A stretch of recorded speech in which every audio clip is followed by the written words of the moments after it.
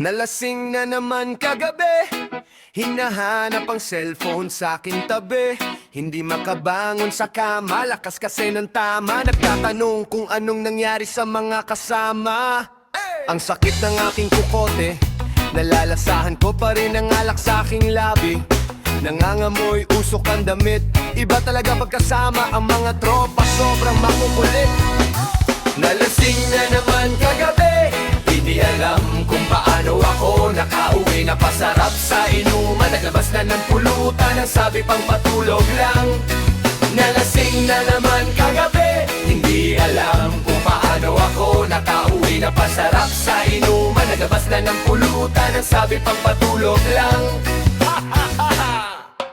Hapon ng alas 5, pagkatapos ng trabaho, diretso na ako sa kanto, bili muna ng yelo, MP, Red Horse, biriba o 4. Bahala ka na pare kahit ano pa ang trip mo. Buti na lang ay day off ko ngayon. Hihiga muna ako sa aking kama maghapon. Nag-post pa naman ako sa Facebook na pangako oy magbabago. Pipigilan ko muna ang bisyo. Mapapamura ka na ng pagising mo. Obsessed ka lang kaninong bahay ko. San si pareng Lino Loco?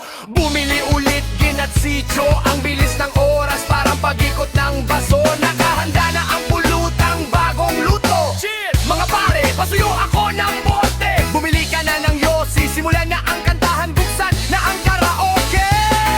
Nalasing na naman kagabi, hindi alam kung paano ako nakauwi na pasarap sa inuman. Naglabas na ng pulutan, ang sabi pang patulog lang. Nalasing na naman kagabi, hindi alam kung paano ako nakauwi na pasarap sa inuman. Naglabas na ng pulutan, ang sabi pang patulog lang.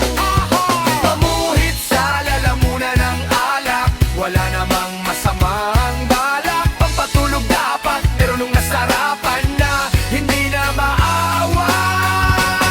Nalasing na naman kagabi, hindi alam kung paano ako nakauwi na pasarap sa inuman. Naglabas na ng pulutan, ang sabi pang patulog lang. Hey, hey!